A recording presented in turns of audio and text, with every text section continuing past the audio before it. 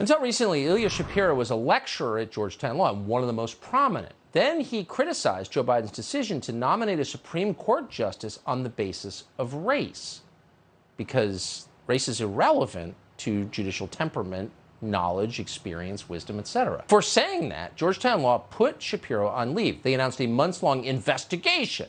Now, the probe ultimately cleared Shapiro on a technicality, but he says he's leaving the school anyway. Are we leaving anything out? Was your crime just pointing out that race is irrelevant to whether a judge is good or not?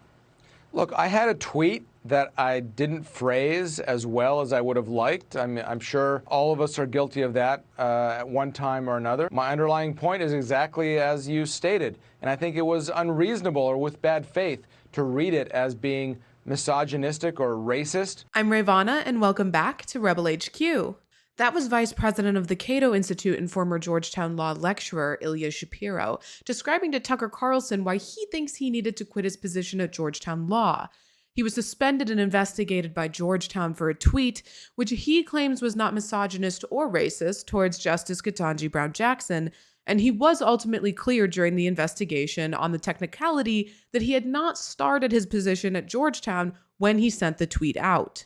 Both Shapiro and Tucker spent the segment discussing that the tweet was not racist or radical. In fact, this is how Shapiro described why he was investigated. It's ironic that I'm being criticized, that I was put under investigation for criticizing Joe Biden. However, they never show the tweet in the entire segment, and I think I have a pretty good idea as to why that is. First, Shapiro describes who he thinks is the best candidate, the Indian-American Chief Justice of the D.C. Circuit, Sri Srinivasan, but states that he doesn't fit into the latest intersectionality hierarchy, so we'll get a lesser black woman. Yikes.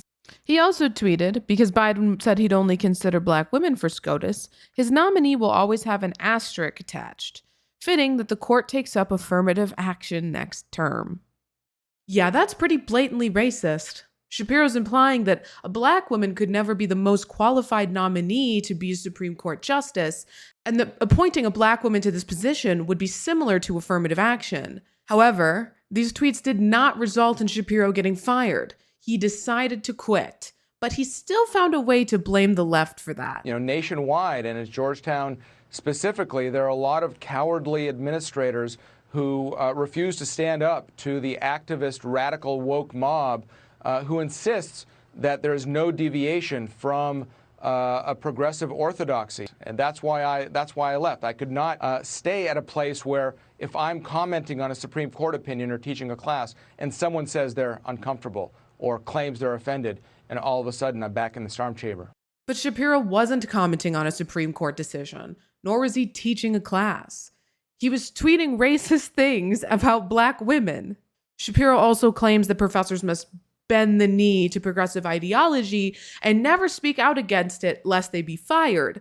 However, this 2017 study found that tenured professors were fired significantly more often for making liberal statements than they were for conservative statements, which does not exactly fit Shapiro's narrative. Shapiro's not a victim of the woke mob or cancel culture or whatever you want to call it. His victimhood status is entirely self-imposed.